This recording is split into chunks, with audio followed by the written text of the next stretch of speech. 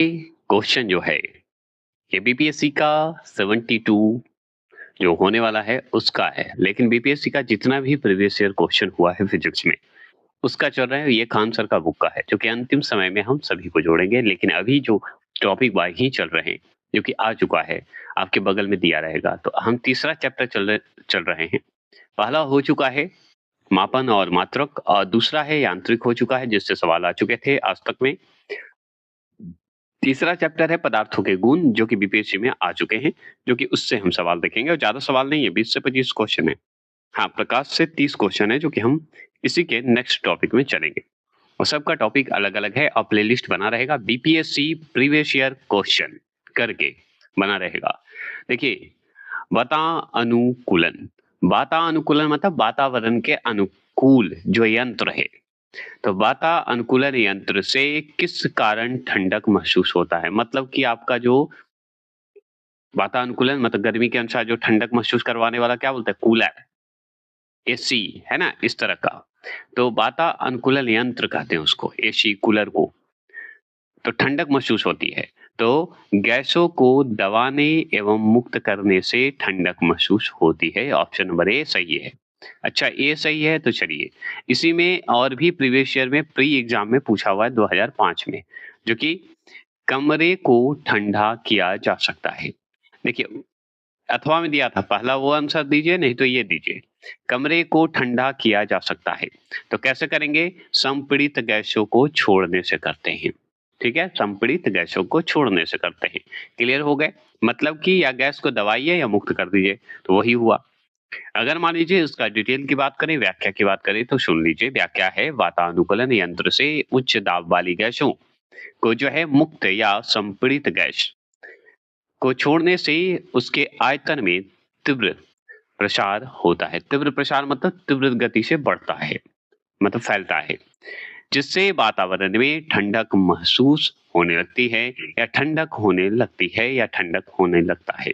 कुछ भी बोल सकते हैं, क्योंकि आयतनीय प्रसार जो है, जो आयतन रूप से जो फैला हुआ है, आयतन प्रसार में गैसों के अणु वातावरण से उष्मा का अवशोषण करते हैं और इसी के कारण मतलब जो आयतन के रूप में देखते हैं और प्रसार हो रहा है, फैल रहा है आयतन के रूप में, तो गैस के अणु जो होते हैं वो वातावरण में उष्मा के रूप में उष्मा को क्या करते हैं? अवशोषण कर लेते हैं और वातावरण में फैल जाते हैं और ठंडक महसूस होते हैं वो गैस।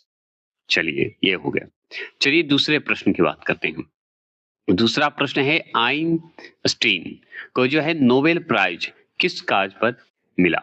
तो आइंस्टीन को नोबेल प्राइज जो है किस कार्य पर मिला है, ये बता दीजिए। तो ऑप्शन नंबर डी बता देंगे। डी है प्रकाश विद्युत प्रभाव पर। प्रकाश विद्युत प्रभाव पर मिला है। याद रखिएगा, बीपीएससी में पूछ चुका है ये पेपर में, 18 और 92 में भी पूछ चुका है। अथवा में भी करके सवाल देता है बीपीएससी में, जैसा दिया है एकदम हूबहू क्वेश्चन ये किए हुए हैं, मतलब उतारे हुए हैं। अब देखिए, अपेक्षिकता के सिद्धांत की बात करते हैं। अपेक्षिकता का सिद्धांत जो है इनमें से किस वैज्ञानिक ने प्रस्तुत किया है? तो हम बताएंगे अल्बर्ट आइंस्टीन ने किया है। अब लीजिए, अल्बर्ट आइंस्टाइन को मिला था क्यों? बता सकते हैं तो बताइए। नोबेल पुरस्कार तो हम जानते हैं प्रकाश विद्युत के लिए मिला था। अब इसकी जानकारी लेते हैं, थोड़ा सा सुनिए। अल्बर्ट आइंस्टीन जो हैं एक जर्मन मूल के सैद्धांतिक भौतिक विज्ञानी थे, मतलब भौतिक वैज्ञानिक थे, ये मानना है। और याद क्या, जर्मन के थे, आइंस्टीन थे। आइंस्टीन को जो है देखा जाए, आइंस्टीन को सापेक्षता के सिद्धांत को विकसित करने के लिए जाना जाता है। तो आइंस्टीन को सापेक्षता के सिद्धांत को विकसित करने के लिए जाना जाता है, लेकिन उन्होंने क्वांटम यांत्रिक के सिद्धांत के विकास में भी महत्वपूर्ण योगदान दिया है। क्या दिया है? महत्वपूर्ण योगदान दिया है। याद रखना है, सापेक्षता और क्वांटम जो है, क्वांटम यांत्रिकी आधुनिक भौतिक के दो स्तंभ हैं। मतलब अगर आपसे पूछे कि आधुनिक भौतिक के दो स्तंभ कौन कौन है, तो आप बताना है सापेक्षता का सिद्धांत और क्वांटम यांत्रिक का सिद्धांत, ये बता देना है। ठीक है, याद रखिएगा। अब और भी जान लेते हैं उनके बारे में। उनका द्रव्यमान जो होता है, मतलब किनका? दो स्तंभ है। अब उनका द्रव्यमान जो हम पढ़ रहे हैं अभी, सापेक्षता का सिद्धांत, उनका द्रव्यमान ऊर्जा तुल्य सूत्र है। मतलब उस सूत्र के अनुसार अगर आपको देखना है तो देख लीजिए, दिए हुए है कि E बराबर mc स्क्वायर होता है। ये जो दिया हुआ है स्क्वायर को बताता है, को इंडिकेट करिएगा। सूत्र के हिसाब से यही है, E बराबर mc स्क्वायर। और जानते हैं जो कि क्या करते हैं, सापेक्षता सिद्धांत से उत्पन्न होता है। ये जो सूत्र आपको दिख रहा है ना, ये सापेक्षता सिद्धांत से ही उत्पन्न होता है। ठीक है, दुनिया का सबसे प्रसिद्ध समीकरण कारगर दिया गया है। मतलब दुनिया का सबसे प्रसिद्ध समीकरण अगर पूछे तो यही है, E बराबर mc स्क्वायर है। और चलिए, क्वांटम सिद्धांत के विकास में एक महत्वपूर्ण कदम जो है, याद रखिए क्वांटम सिद्धांत के विकास में क्या है, महत्वपूर्ण कदम है। सैद्धांतिक भौतिक के लिए, उनकी सेवाओं के लिए और विशेष रूप से प्रकाश विद्युत प्रभाव के लिए या विद्युत प्रभाव के सिद्धांतों की खोज के लिए या भौतिक में 1921 का नोबेल पुरस्कार प्राप्त किए गए हैं। मतलब ये जो सवाल जैसे तैसे दिया है, इसे मैं तोड़ मरोड़ के मैं अपने तरीके से बताता हूँ। जैसे फोटो इलेक्ट्रिक इफेक्ट, जिसे हम विद्युत मतलब प्रकाश विद्युत प्रभाव बोलते हैं, कि सिद्धांत की खोज का श्रेय जाता है किनको, अल्बर्ट आइंस्टीन को। और इन्हीं को भौतिक विज्ञान के तरफ से, भौतिक के तरफ से 1921 में नोबेल पुरस्कार मिला है भौतिक के लिए। समझ गए? और किसके लिए, तो ये जो है एक क्वांटम सिद्धांत कहिए, सापेक्षता के सिद्धांत के लिए कहिए, इनके लिए मिला है। क्वांटम सिद्धांत के विकास में एक महत्वपूर्ण कदम रखे हैं सैद्धांतिक भौतिक के लिए, उनकी सेवाओं के लिए और विशेष रूप से प्रकाश विद्युत प्रभाव के लिए इन्हें नोबेल पुरस्कार दिए गए हैं 1921 में। क्लियर हो गए? कोई दिक्कत तो नहीं। अब देखिए, तीसरा प्रश्न आपके स्क्रीन पर है कि दाब की इकाई क्या है। तो दाब की इकाई पूछे अथवा दाब का मात्रक पूछे, ये भी देखेंगे। तो दाब की इकाई क्या है, तो हम बताएंगे न्यूटन प्रति वर्ग मीटर है। न्यूटन प्रति वर्ग मीटर है। अथवा में सवाल देख लीजिए, सब यूपीएससी का प्री एग्जाम है, याद रखिएगा। दाब का मात्रक डायरेक्ट पूछ दिया है, तो बताना है दाब का मात्रक है ऑप्शन नंबर ई होगा। उपरोक्त में से कोई नहीं या उपरोक्त में से एक से अधिक होगा। तो एकदम होगा अधिक। क्यों होगा बता दीजिए। तो देखिए, क्या पढ़े, किग्रा वर्ग सेमी पढ़े, है ना, किग्रा सेमी पढ़े। तो ये तो नहीं पढ़े हम अभी अभी हम क्या पढ़े, अभी हम पढ़े न्यूटन प्रति वर्ग मीटर। अब यहाँ पे हम नहीं जानते हैं, तो अब यहाँ पे जान जाइए, है ना। तो ये आंसर उसका हो गया। लेकिन व्याख्या के अनुसार देखें, पिछले सवाल के हिसाब से देखें, तो दाब जो है किसी वस्तु के सतह पर लगाया जाने वाला वह बल, मतलब किसी वस्तु के सतह पर लगाए जाने वाला वह बल जो उसके प्रति इकाई क्षेत्र पर आरोपित होता है। क्या होता है, प्रति इकाई क्षेत्र पर आरोपित होता है। दाब को व्यक्त करने हेतु अनेक इकाइयों का प्रयोग किया जाता है। दाब को व्यक्त करने हेतु अनेक इकाइयों का प्रयोग किया जाता है।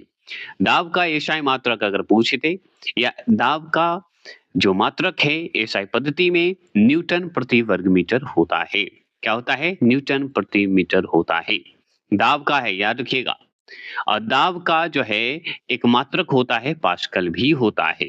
क्या होता है, पास्कल। पास्कल से मापते हैं ना, पास्कल होता है। अब मान लीजिए इसी में सवाल आपसे पूछे कि दाब बराबर कितना होता है, तो दाब बराबर बता देना है बल बटा क्षेत्रफल। क्या बताना है, बल बटा क्षेत्रफल बता देना है।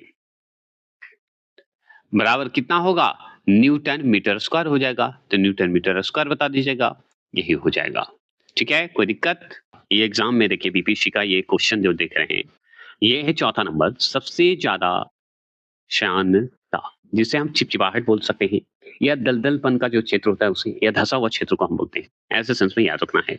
या शानता बोलते हैं, या आप इसे वेस्कोसिटी भी बोल सकते हैं। क्या बोल सकते हैं, वेस्कोसिटी बोलिए, वेस्कोसिटी बोल दीजिए, जिसे हम श्यानता को बोलते हैं। तो इसका आंसर है ऑप्शन नंबर डी, शहद की। शहद की हो गई, क्योंकि श्यानता का मतलब होता है चिपचिपा, चिपचिपापन, दलदलपन, धसा हुआ, चिपचिपाहट, है ना। तो शहद कैसा होता है, चिपचिपा होता है, तो उसी को बोलते हैं। और भी जानकारी लें, व्याख्या के अनुसार समझते हैं। व्याख्या के अनुसार चलिए, तो किसी तरल के बहने का विरोध करने की क्षमता को उस तरल की श्यानता कहते हैं। क्या कहते हैं? श्यानता कहते हैं या क्या कहते हैं बता दीजिए? विस्कोसिटी बोलते हैं या चिपचिपाहट बोलते हैं। शांतता का गुण जो है, शांतता का गुण तरलों में अर्थात द्रवों तथा गैसों दोनों में पाया जाता है।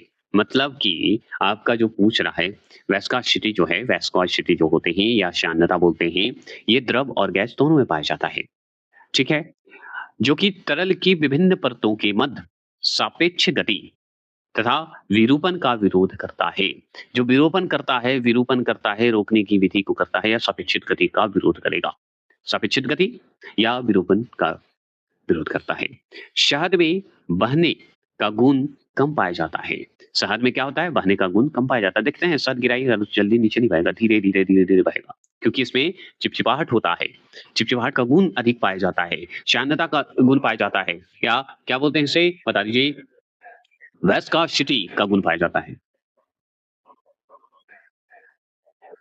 विस्कोसिटी का गुण पाया जाता है। इसके कारण ये अधिक पाया जाता है। गुण अधिक होता है इसलिए। क्लियर हो गए? तो अगर डायरेक्ट आपसे पूछे कि मध को क्या आप डायरेक्ट जल्दी गिरा सकते हैं? तो नहीं। वो जब भी गिराइए चिपचिपाहट के कारण स्लो मोशन में ही गिरेगा। समझ गए? ठीक है? ये बात है। आगे चलेंगे, 5वां प्रश्न आपके स्क्रीन पर है। 5वां प्रश्न क्या है कि किसी ताप पर पानी का घनत्व अधिकतम होता है। कि ये सवाल जो है आपको 1999 में पूछ चुका है, 1998 में पूछ चुका है, ये बात ध्यान रखिएगा। तो किसी ताप पर पानी का घनत्व अधिकतम होता है, तो ये है 4 डिग्री सेल्सियस पर होता है। 5वां प्रश्न आपके स्क्रीन पर है कि किस ताप पर पानी का घनत्व अधिकतम होता है? तो हम बताएँगे 4 डिग्री सेल्सियस पर होता है, ये बात हम मानते हैं। चलिए इसकी व्याख्या की बात करें तो अधिकांशतः अगर बात करें, अधिकांश अगर बात करें, तो द्रवों को गर्म करके या द्रवों को गर्म करने पर उनके आयतन में वृद्धि और घनत्व में कमी होती है। मतलब आयतन में वृद्धि होगी और घनत्व में मतलब डेंसिटी में कमी होती है। लेकिन पानी का व्यवहार जो है 0 डिग्री से लेकर 4 डिग्री से या देखिए 0 डिग्री से लेकर 2-2 से हो गए, 0 डिग्री सेल्सियस से याद किया से 4 डिग्री सेल्सियस के बीच जो है ठीक उल्टा होता है।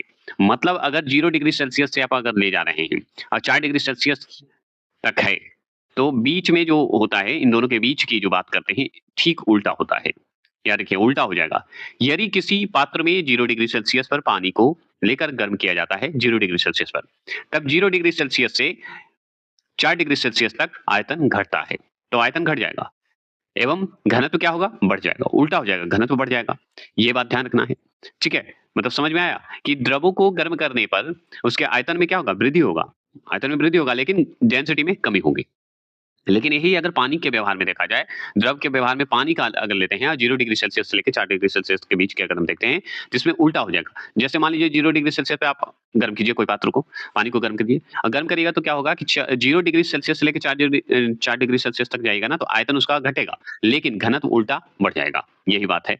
और अगर पूछे कि 4 डिग्री सेल्सियस से अगर सेल्सियस पर देखें, तो पानी का आयतन जो है न्यूनतम होगा। खाली अगर 4 डिग्री सेल्सियस पे देखिएगा तब और घनत्व इसका अधिकतम हो जाएगा। 4 डिग्री सेल्सियस पर अगर पानी का आयतन देखिएगा तो न्यूनतम रहेगा, कम रहेगा और इसका 4 डिग्री सेल्सियस पर पानी का घनत्व जो है अधिकतम रहेगा। यही 0 डिग्री पे उल्टा हो जाएगा, मतलब आयतन जो है घट जाएगा और घनत्व जो है बढ़ जाएगा। बस यही ध्यान रखना है। मतलब 4 डिग्री पे न्यूनतम रहेगा, ऐसा नहीं कि एकदम घट ही जाएगा। बस ये ध्यान रखना है। चलिए, छठे प्रश्न की बात करते हैं। छठा प्रश्न है कि वर्षा की बूंद की जो है गोलाकार आकृति का कारण है। तो वर्षा की बूंद की गोलाकार आकृति का कारण अगर पूछे तो बताएंगे पृष्ठ तनाव बताएंगे। क्या बताएंगे? पृष्ठ तनाव बता देना है, ऑप्शन नंबर बी है। अब पृष्ठ तनाव की बात करेंगे, सरफेस की बात कर रहे हैं। तो देखिए पृष्ठ तनाव की व्याख्या की बात करेंगे। किसी द्रव का वह विशेष गुण है जिसके कारण वह मुक्त पृष्ठ जो है एक खींची हुई प्रत्यास्थ झिल्ली मेम्ब्रेन जिसे बोलते हैं की भांति व्यवहार करता है। ठीक है, एक झिल्ली की तरह जो है व्यवहार करता है तथा कम से कम क्षेत्रफल घेरने का प्रयत्न करता है। कम से कम क्षेत्र घेरने की कोशिश करता है। और द्रव की बात करें, द्रव के इस गुण धर्म को ही पृष्ठ तनाव कहते हैं। क्या कहते हैं? पृष्ठ तनाव कहते हैं। दूसरे शब्दों में अगर हम देखें तो द्रव के पृष्ठ के इकाई क्षेत्रफल की वृद्धि के लिए आवश्यक ऊर्जा को उस द्रव का पृष्ठ तनाव कहते हैं। उस द्रव का क्या कहते हैं? पृष्ठ तनाव कहते हैं। याद रखिएगा। सतह तनाव तरल बिंदुओं के, तरल मतलब नीचे वाला भाग, तरल बिंदुओं के आकार के लिए जिम्मेदार है। रिस्पॉन्सिबिलिटी है, याद रखिएगा। चलिए 7वें प्रश्न की बात करें। सब प्रीवियस ईयर क्वेश्चन है, बीपीएससी में आया हुआ प्रश्न है, यह ध्यान रखना है। यदि वह हवा का गतिमान बढ़ता है, यदि हवा का गतिमान बढ़ता है तो उसकी जलवाष्प ग्रहण करने की क्षमता जो है क्या होगा? तो बढ़ेगा ही। अगर हवा का तापमान बढ़ेगा तो जलवाष्प जो ग्रहण कर रहे हैं उसकी क्षमता भी तो बढ़ेगा। अच्छी बात है। चलिए इसकी व्याख्या की बात करें तो सामान्यतः अगर देखा जाए तो वायुमंडल में स्वाद रहित, स्वाद तो होता नहीं है, स्वाद रहित, गंध रहित और पारदर्शी रूप में विद्यमान जल की मात्रा को ही जलवाष्प कहते हैं, जिसमें स्वाद रहेगा नहीं, गंध रहित रहेगा, गंध भी नहीं रहेगा, पारदर्शी रूप से रहेगा, एकदम विद्यमान रहेगा और जल की मात्रा को ही हम जलवाष्प कहेंगे, याद रखिएगा। वायु में अगर मौजूद की बात करें, वायु में मौजूद जलवाष्प को हम आर्द्रता कहते हैं, ह्यूमिडिटी कहते हैं, याद रखना है।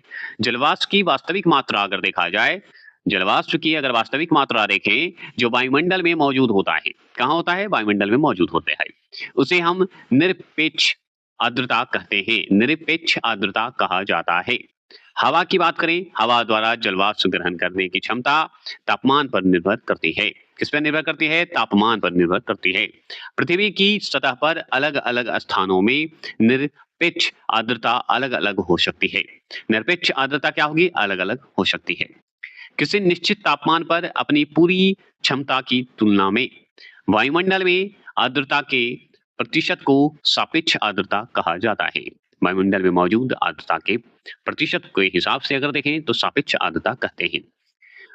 उच्च तापमान पर हवा के कणों की ऊर्जा में वृद्धि होती है, जिससे जल धारण क्षमता बढ़ जाती है, जिससे जल धारण क्षमता क्या होती है? बढ़ जाती है। इससे अगर बात करें हवा में जलवाष्प की मात्रा बढ़ती है, क्या होती है? बढ़ती है। क्लियर हो गए? कोई दिक्कत नहीं है। चलिए 8वें प्रश्न की बात करेंगे। 8वां प्रश्न क्या है? 8वां प्रश्न है तेज हवा वाली रात्रि में ओस नहीं बनती है क्योंकि? ओस नहीं बनता है क्योंकि ऑप्शन नंबर ए वाष्पीकरण की दर तेज होती है। क्या होती है? वाष्पीकरण का दर जो है तेज हो जाती है। क्लियर हो गए? और भी बातें करें तो चलिए अब देखिए यहाँ पे व्याख्या देखें तो तेज हवा वाली रात्रि में ओस नहीं बनती है, ये बात तो हम जानते हैं, क्योंकि तेज हवा वाली रातों में वाष्पीकरण की दर जो है तेज हो जाती है। ठीक है, वाष्पीकरण जो है की दर जो है तेज हो जाती है, हम जानते हैं। वाष्पीकरण की अगर बात कर रहे हैं तो वाष्पीकरण वह प्रक्रिया है जिसके द्वारा द्रव जल से गैसीय अवस्था में परिवर्तित होता है, उसे हम वाष्पीकरण कहते हैं। उसे क्या कहते हैं? वाष्पीकरण कहते हैं, ये बात हम जानते हैं। अब बात करेंगे ओस की। ओस क्या होता है? तो पृथ्वी के धरातल पर आर्द्रता जब हवा में संघनन संघनन करती है, मिल जाती है, ये बोल दीजिए, केंद्रों पर, सेंटर पर संघनित न होकर ठोस वस्तु जैसे पत्थर, घास और पौधों की पत्तियों की सतहों पर पानी की बूंदों के रूप में एकत्रित होती है।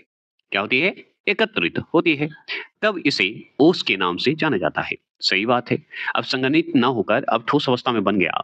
संघनन केंद्र पर है और संघनित नहीं हो रहा है, मतलब वो जमा नहीं हो रहा है, लेकिन ठोस वस्तु के रूप में हो गया। ठोस वस्तु पे आप अगर वो पानी की बूंद के पत्थर पे देखिए, घास पे देखिए, पौधों पे देखिए, पौधों की पत्तियों पे देखिएगा तो एकत्र हो जाता है। उसी को हम ओस के रूप में नाम जानते हैं।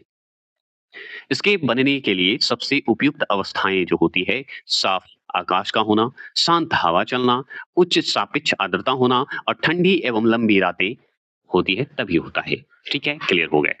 और भी बातें करें तो 9वें प्रश्न की बात करेंगे। 9वां प्रश्न क्या है सुनिए।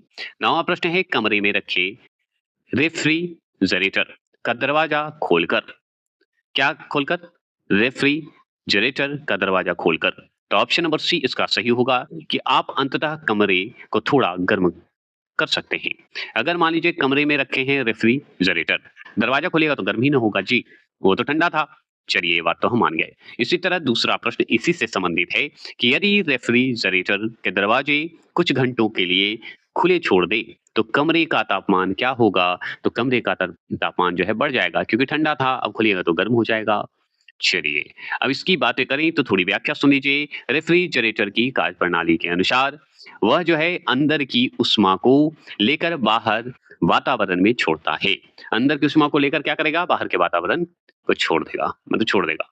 जब इसका दरवाजा खुला रहे तो पूरे कमरे से उष्मा ले रहा होता है। अगर दरवाजा खुलेगा तो पूरा उष्मा ले लेगा तथा उसको उसी कमरे के अंदर उत्सर्जित करता है, उसी कमरे के अंदर उत्सर्जित कर देगा। तब फ्रिज का कार्य का क्षेत्र जो है बढ़ जाने के कारण विद्युत की खपत बढ़ जाती है और विद्युत का खपत क्या होगा? बढ़ जाएगा। जिससे विद्युत तापन जो होता है, इलेक्ट्रिक जो हीटिंग होता है के मान में क्या हो जाएगा? वृद्धि हो जाने के कारण, मतलब अगर विद्युत तापन कहिए मतलब या हीटिंग कहिए, के मान में वृद्धि हो जाने के कारण क्या होगा? कमरे में ताप में वृद्धि होगा। कमरे के ताप में क्या होगा? टेम्परेचर में वृद्धि हो जाएगा। क्लियर हो गया? चलिए 10वें प्रश्न की बात करेंगे। 10वां प्रश्न आपके स्क्रीन पर है कि अधिक ऊंचाइयों पर द्रवों का क्वथनांक बताइए क्या होगा? पूछा हुआ है, 2020 का प्रश्न है, तो घटता है। सही बात है, अधिकतम ऊंचाइयों पर द्रव्यमानों मतलब द्रवों का क्वथनांक फिर से बढ़िया से कर देता हूँ।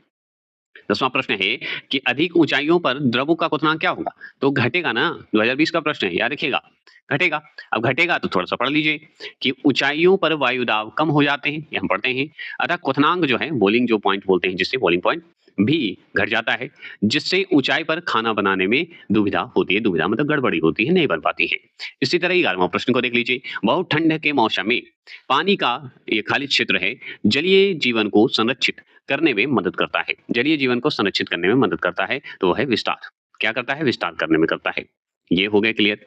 अच्छा, तो इसकी व्याख्या सुन लीजिए कि बहुत ठंड के मौसम में या सर्दियों में पानी का विस्तार होने से जलीय जीवन को संरक्षित रहने में मदद मिलती है। 4 डिग्री सेल्सियस पर जल बर्फ के रूप में जम जाता है और बर्फ ऊष्मा का कुचालक होता है, ये हम जानते हैं। इसलिए अंदर फंसी ऊष्मा बाहर नहीं निकल पाती है और पानी का तापमान तुलनात्मक रूप से अधिक बना रहता है। सही बात है, पानी का तापमान अगर तुलनात्मक रूप से, तुलना के रूप में देखा जाए तो अधिक बना रहता है। इस तरह पानी में रहने वाले पौधों और जानवर सर्दियों में जीवित रहते हैं। इसलिए देखते हैं बर्फ जमा रहे चाहे जो रहे, हम पौधे और ये जानवर जो हैं जीवित रहते हैं, आप जानते हैं। क्योंकि अंदर तो पानी है ना। ये हो गए आपके पदार्थ के गुण। नेक्स्ट चलेंगे हम, क्या चलेंगे? प्रकाश। प्रकाश से भी टोटल 30 क्वेश्चन हैं। इसी तरह है, सब बीपीएससी का प्रीवियस ईयर क्वेश्चन है, तो चलिए देखते हैं।